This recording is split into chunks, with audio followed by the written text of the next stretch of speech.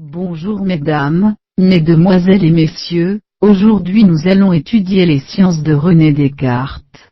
Science et philosophie agissent constamment l'une sur l'autre dans la pensée de Descartes, puisque sa méthode vise à permettre à l'homme de bien conduire sa raison, et chercher la vérité dans les sciences, à nous rendre plus sages et plus habiles, et à nous assurer non seulement la connaissance, mais, d'une certaine manière, la maîtrise et possession de la nature aussi bien que de nous-mêmes.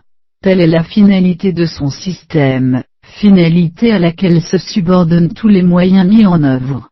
La métaphysique est pour Descartes, le fondement de toutes les sciences.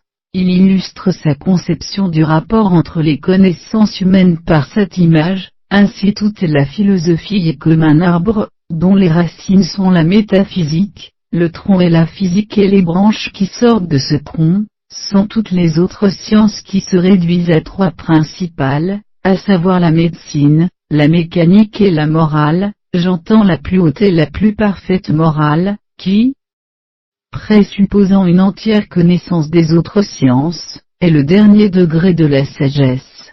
Or comme ce n'est pas des racines, ni du tronc des arbres, qu'on cueille les fruits, mais seulement des extrémités de leurs branches, ainsi la principale utilité de la philosophie, dépend de celle de ses parties qu'on ne peut apprendre que les dernières.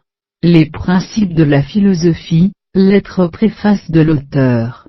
Descartes souligne par là l'importance qu'il accorde à la métaphysique, mais il s'agit d'une métaphysique subjective reposant sur des objets qui ne sont des idées claires et distinctes, que pour autant qu'ils sont abstraitement conçus.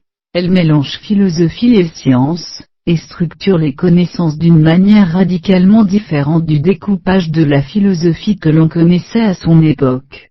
Je vous en remercie.